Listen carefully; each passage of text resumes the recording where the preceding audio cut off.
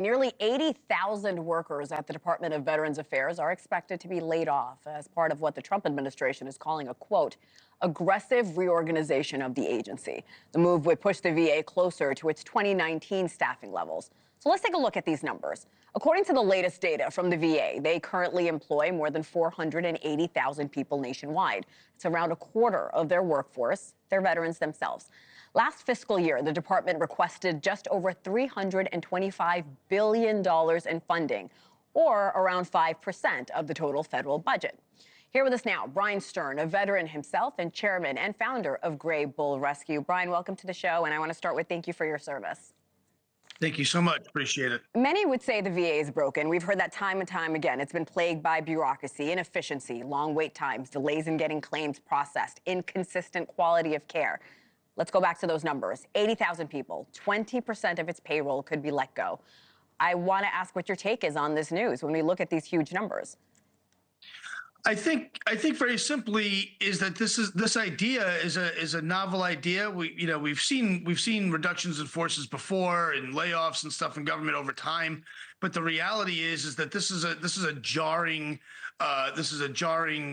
tactic that I think is a good idea. The VA has been broken for 4 generations now, coming up on 5 generations. I myself have been fighting with the VA for years and years and years for my stuff. So, it's clearly a broken agency. And everything has been done before. They've commissioned studies, they've done assessments, they've done all these different things. So I think what President Trump is trying to do is kind of upset the apple cart. I do think that there's going to be there'll be some frustrations, right? I feel terrible if you're one of the 80,000 people that lost their jobs. That's certainly bad.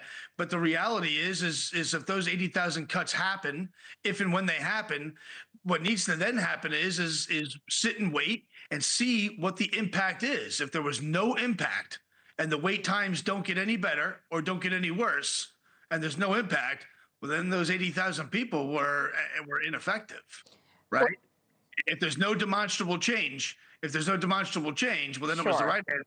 There is a change, then it's assessed what that change is, and nothing is for forever, and people can be hired back. We know that about 2,500 employees have already been laid off from the VA.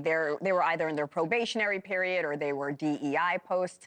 I am curious, where else would these bigger cuts come from? What departments, in your opinion, are going to be cut with these 80,000 employees?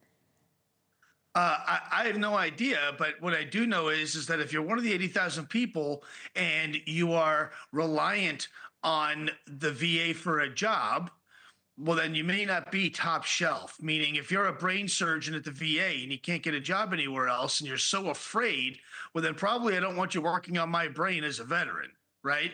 There's a shortage of doctors in America. If you're a doctor at the VA and you can't get a job anywhere else, maybe we don't want you. We got to remember that the job of the VA is to serve the veterans. It's not a jobs program. It's not.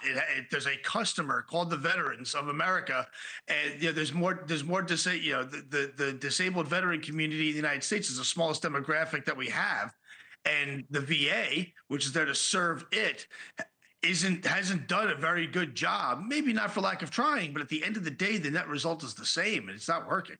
Secretary Collins told the Military Times, if the answer was money and people, we would have solved problems at VA a long time ago. So you do think the solutions at the VA will come from efficiency changes, not necessarily more funding? Exactly right. I think again, President Trump's getting a lot of flack for a lot of these things. President Trump isn't trying to turn the government. My opinion is that President Trump isn't trying to turn the government into the private sector. All he's doing is taking some private sector lessons learned and applying that to the government. If we think about if this was Amazon and Amazon had cost overruns, you got to make cuts. That's what he's doing. If you're an Amazon employee and you're not doing it and you're new and we got to make cuts, you're the first. That's who's first cut is first in. Last in, first out. And also at the same time, you need to understand the effectiveness. So if 80,000 people go and nobody seems to notice, then it was the right answer.